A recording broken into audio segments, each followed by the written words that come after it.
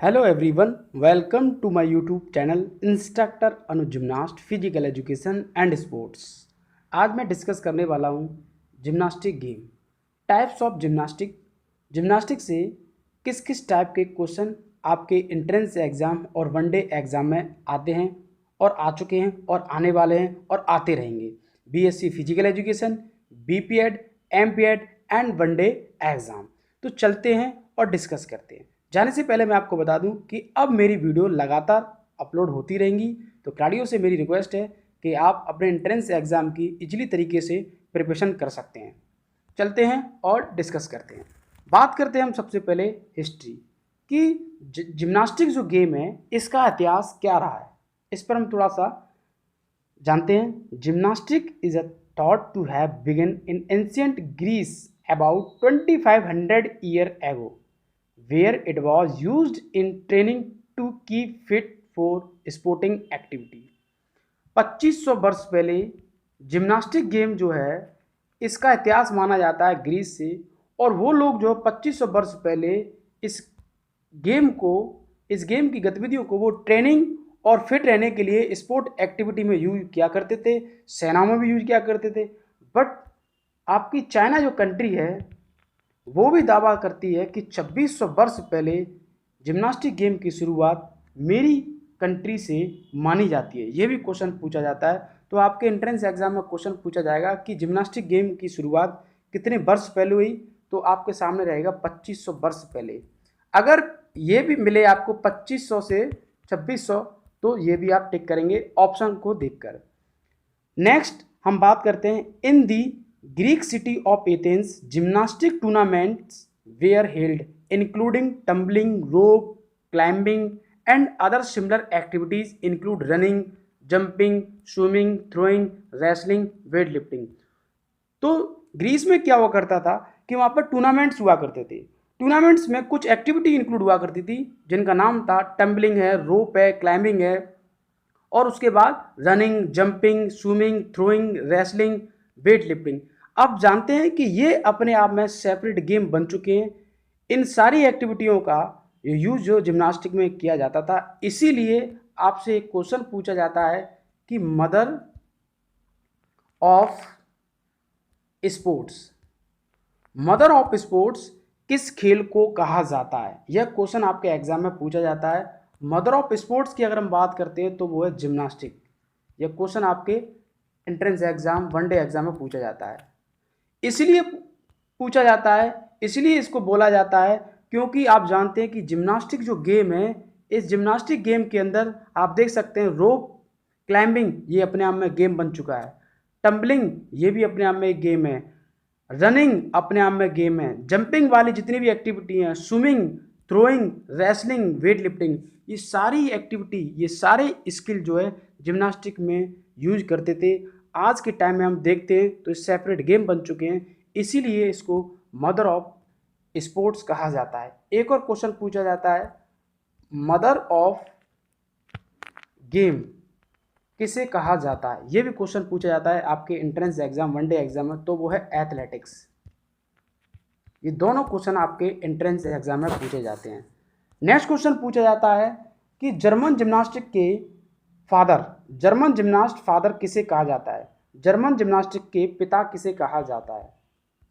ये भी क्वेश्चन आपके एंट्रेंस एग्जाम में आया है और पूछा जाता है, तो वो है गर्ट्स मट्स। जर्मन जिम्नास्टिक के पिता किसे कहा जाता है, तो गर्ट्स मट्स। यह क्वेश्चन आप देख सकते हैं प्रीवियस पेपर खोलकर। आगे बढ़ते हैं और चलते हैं। टाइप्स ऑफ जिम्नास्टिक, कि जिम्नास्टिक के कितने प्रकार हैं। जिम्नास्टिक को हमने 5 भागों में डिवाइड कर रखा है। सबसे पहले हम बात करते हैं आर्टिस्टिक जिम्नास्टिक। आर्टिस्टिक जिम्नास्टिक क्या है, इस पर हम डिस्कस करेंगे। Second acrobatic, third rhythmic gymnastic, fourth trampoline gymnastic, fifth tumbling gymnastic. इनको हम वन बाई वन कर डिस्कस करेंगे। सबसे पहले हम डिस्कस करते हैं आर्टिस्टिक जिम्नास्टिक पर। आर्टिस्टिक जिम्नास्टिक क्या है और इससे कैसे क्वेश्चन पूछे जाते हैं आपके एंट्रेंस एग्जाम में। सबसे पहला क्वेश्चन है कि इंडिया के अंदर आर्टिस्टिक जिम्नास्टिक को सबसे ज़्यादा खेला जाता है। पहला क्वेश्चन। अब आर्टिस्टिक जिम्नास्टिक क्या है कैसे क्वेश्चन है बात करते हैं। The events men compete on 6 apparatus: floor exercise, pommel horse, still rings, vault, parallel bar, horizontal bar, usually called high bar. आपसे क्वेश्चन पूछेगा कि आर्टिस्टिक जिम्नास्टिक में मेंस कैटेगरी में कितने अपरेटस होते हैं। यह क्वेश्चन आपके एंट्रेंस एग्जाम पूछा जाता है, एक बार नहीं कई बार पूछा गया है। तो 6 अपरेटस होते हैं आर्टिस्टिक जिम्नास्टिक में मेंस कैटेगरी में। वो कौन कौन से हैं मैंने आपको बताया। पैरेलल बार, ये इस टाइप का पैरेलल बार होता है। आपका हॉरिजॉन्टल बार इस टाइप का हॉरिजॉन्टल बार होता है, जिसको हम बोलते हैं स्टील रिंग। ये है स्टील रिंग, इसी को हम रोमन रिंग भी बोलते हैं। ये भी क्वेश्चन आपके एग्जाम में पूछा जाता है कि रोमन रिंग का दूसरा नाम क्या है, स्टील रिंग। इस टाइप की रिंग होती है। नेक्स्ट पॉमेल हॉर्स, ये पॉमेल हॉर्स होता है। वोल्टिंग टेबल, जिसको हम वोल्ट बोलते हैं। एक और होता है, इसमें मेंशन नहीं है, वो होता है फ्लोर। और फ्लोर का मेजरमेंट पूछता है 12 × 12 मीटर।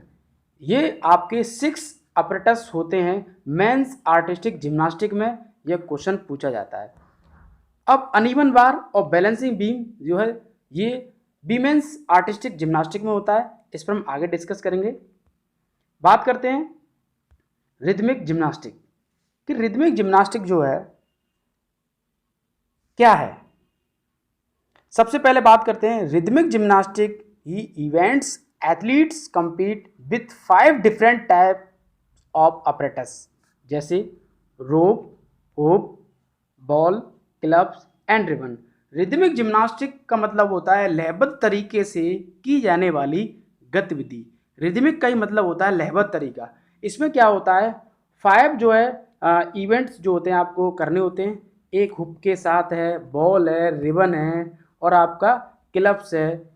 इस टाइप से क्वेश्चन पूछा जाता है। रिदमिक से अभी फिलहाल आपके एंट्रेंस एग्जाम में बहुत ही कम क्वेश्चन पूछे गए। बस आपको पता होना चाहिए कि रिदमिक जिम्नास्टिक क्या है, और इसको सिर्फ और सिर्फ गर्ल्स करती हैं, ये भी आपको पता होना चाहिए। नेक्स्ट हम बात करते हैं एक्रोबैटिक जिम्नास्टिक। एक्रोबैटिक का मतलब क्या होता है? एक्रोबैटिक का मतलब होता है नट। आपने देखा होगा कि गांव में पहले जो है खेल करने वाले आते थे। एक्रोबैटिक का मतलब होता है नट, और इसको हम बोलते हैं एयर में कोई भी एक्टिविटी करते हैं, होल्डिंग वाली, जंपिंग वाली, हवा में जो भी हम गतिविधि करते हैं उसको हम बोलते हैं एक्रोबैटिक।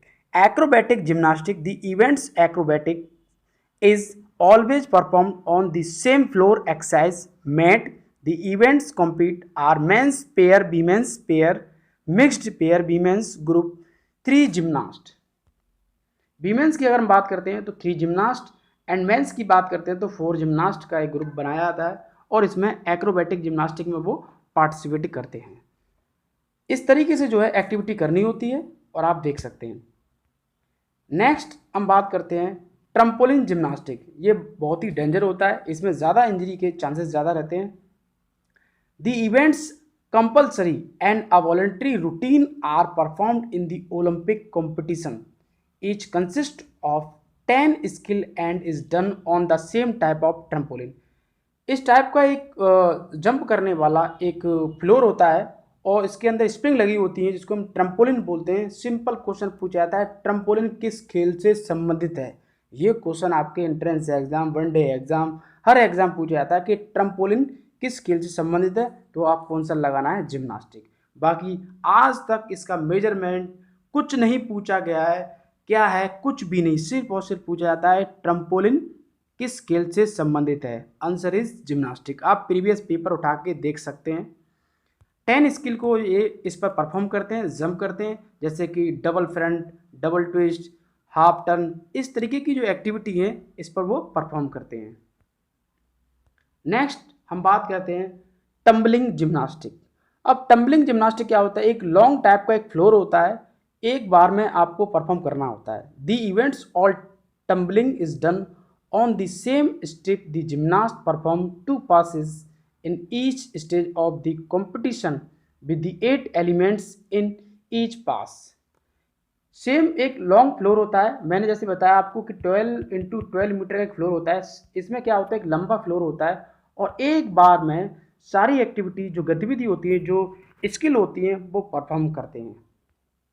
आपसे क्वेश्चन पूछेगा कि टम्बलिंग किस खेल से संबंधित है, सिंपल क्वेश्चन पूछता है आपके एंट्रेंस एग्जाम में, तो वो जिम्नास्टिक गेम।